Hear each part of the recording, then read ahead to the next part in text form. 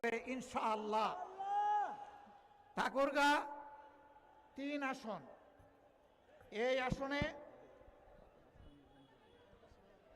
Master Mizanur Rahman সাহেব, তিনি একজন শিক্ষক, সবার প্রিয়, আপনাদের প্রিয়, আমাদের প্রিয়, আমরা আশা করি আল্লাহ তাআলারও প্রিয়।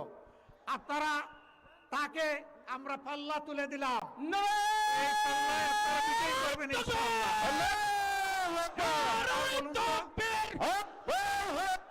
এই তিনজন মানুষ,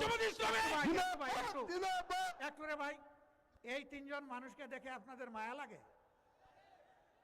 নাকি সন্ত্রাসের গডফাদার মনে হয়, সন্ত্রাসীদের আশ্রয়দাতা মনে হয়?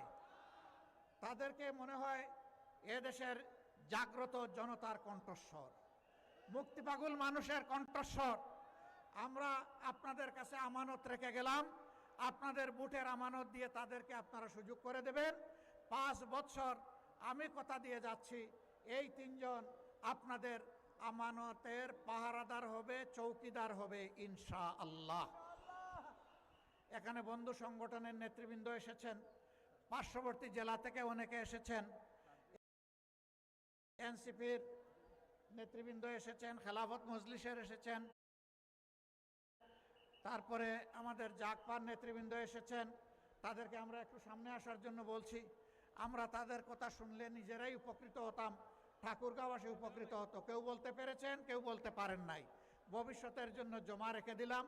আমরা আবার একসাথে আপনাদের সাথে সামনে এসে হাজির হব, আবার নয় বারবার। আমাদেরকে হারিকেন জ্বালায়া খুঁজতে হবে না, আমরা আপনাদেরকে খুঁজে বের করবো ইনশাআল্লাহ। আল্লাহ হাফেজ। বাংলাদেশ জিন্দাবাদ। 10 দলীয় নির্বাচনী ঐক্য জিন্দাবাদ। আসসালামু আলাইকুম ওয়া রাহমাতুল্লাহ। আমার কাছে